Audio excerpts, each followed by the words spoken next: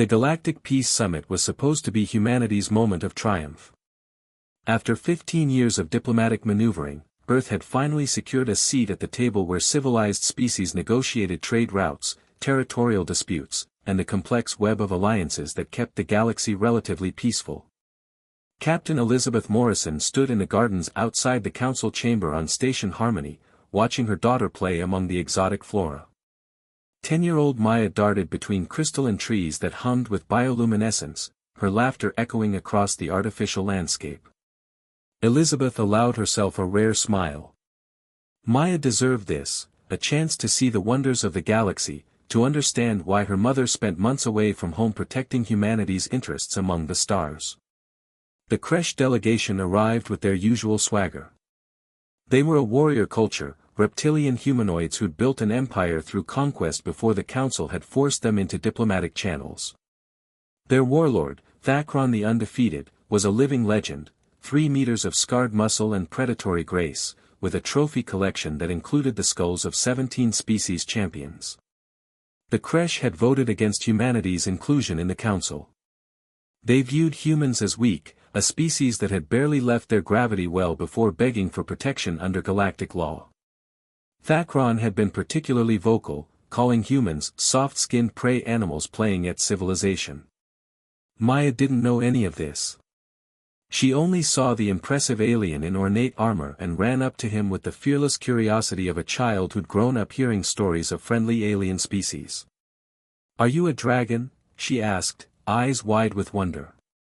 Thakron looked down at the small human, his vertical pupils contracting. In Kresh culture, approaching a warlord uninvited was a challenge. That this tiny creature would dare speak to him directly was an unforgivable insult. His clawed hand shot out faster than Elizabeth could react. The backhand caught Maya across the face, sending her sprawling into the crystalline grass. Blood, bright red human blood, spattered across the luminescent flowers. The garden fell silent. Delegates from a dozen species froze, their various respiratory systems collectively holding breath.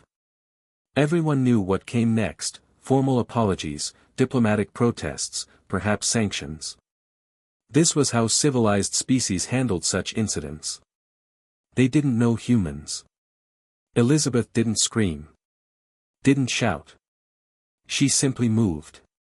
Her career in the colonial marines had earned her the callsign Reaper. She'd survived the Proxima insurgency, the Titan breach, and 3 tours in environments that would kill most council species in minutes. She'd retired to diplomatic service because her psyche evaluation suggested she needed distance from combat. Those evaluations were suddenly irrelevant. Elizabeth crossed 15 meters in under 2 seconds. Thakron, the Undefeated, warlord of the Kresh Empire, champion of 100 battles, barely had time to register the movement before a human fist traveling at combat-enhanced velocity connected with his jaw. Kresh bone was dense, capable of withstanding blows that would shatter human knuckles. Elizabeth's augmented skeletal structure was denser. The crack echoed like a gunshot. Thakron staggered, his warrior instincts taking over. He was larger, stronger, equipped with natural weapons honed by millions of years of apex predator evolution. He'd killed beings twice his size in ritual combat. He'd never fought a human mother. Elizabeth moved with the precision of decades of training, targeting nerve clusters and joint vulnerabilities that her enhanced tactical implant highlighted in real time. She wasn't trying to win a fair fight. Humans had abandoned fair fighting around the time they invented pointed sticks. She was trying to end this. Thakron's ceremonial blade cleared its sheath. Elizabeth caught his wrist mid-draw, twisted with her full body weight, and felt the joint separate. The blade clattered to the ground. She caught it without looking, her free hand never stopping its assault on the warlord's center mass. The Kresh security detail finally reacted, but they were trained for duels, for honor combat, for warfare with rules. Elizabeth was a product of Earth, a world where evolution had created persistence hunters who chased prey to exhaustion, tool users who turned everything into weapons, social creatures who formed packs that could take down animals 10 times their size. She wasn't hunting now. She was eliminating a threat to her child. Thakron tried to activate his personal shield. Elizabeth's blade, his own blade, found the power pack and shorted it in a shower of sparks. He attempted a devastating tail sweep. She jumped it, came down with her full weight on his knee, felt it buckle. The legendary Warlord fell. Elizabeth didn't pause. Couldn't pause. Every second Maya lay bleeding was a second too long. Her blade found the weak point where Thakron's armor met his neck. Every species had one, and humans had made a science of finding them. The undefeated's head separated from his body with one clean stroke. Total elapsed time, 8 minutes, 43 seconds.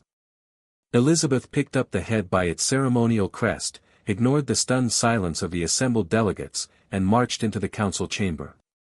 Security forces parted before her, some in shock, others in instinctive recognition of an apex predator on the move. She threw Thakron's head onto the central debate floor, where it rolled to a stop before the High Council's podium. Article 7 of the Galactic Peace Accords. Elizabeth's voice was eerily calm, each word precisely enunciated. Any signatory who commits violence against a non-combatant child of another signatory species forfeits all diplomatic protections and may be subject to immediate retaliatory action. High Arbiter Velotha's translator stuttered. Captain Morrison, we have procedures for. I followed procedure. Elizabeth gestured at the head. Article 7, subsection 3, retaliatory action may be enacted by any witness to the crime. I witnessed. I acted. The threat is neutralized. You killed a warlord of the Kresh Empire. The Kresh ambassador's translator shrieked. This means war. Then bring it. Elizabeth's augmented combat system was still active, pumping her full of stimulants and tactical data. She was aware, distantly, that she should probably be more diplomatic.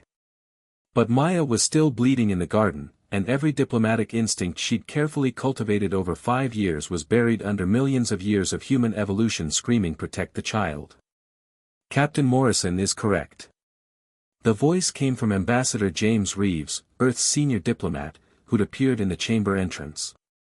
His face was grave but his stance unwavering. Article 7 is explicit. Thakron committed assault on a human child. Captain Morrison, as a witness and the child's guardian, exercised her legal right to immediate retaliation.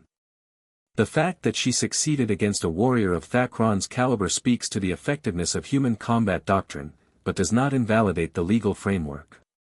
The chamber erupted in argument. Species took sides, ancient alliances and rivalries surfacing. But Elizabeth didn't hear any of it. She'd already turned and was running back to Maya. Her daughter was conscious when she reached her, medical drones already swarming. The cut was superficial. Thakron had pulled his strike at the last moment, perhaps realizing his error. It would scar, but Maya would live. Mom. Maya's voice was small. Did I do something wrong? Elizabeth gathered her daughter into her arms, and for the first time in 15 years of military service, she wept. No, baby. You did nothing wrong. Nothing at all. Behind them, in the council chamber, Thakron's head hung from a display pike, a monument and a warning. The galaxy was learning what Earth's predators had always known: humanity could be civilized, diplomatic, even gentle. But threaten their children, and they'd show you what it meant to survive on a death world. The Kresh Empire formally apologized 3 hours later. The war never came. And across the galaxy, a new understanding settled into place: humans weren't prey animals playing at civilization. They were something far more dangerous, predators who'd chosen to be civilized, but never forgotten how to hunt.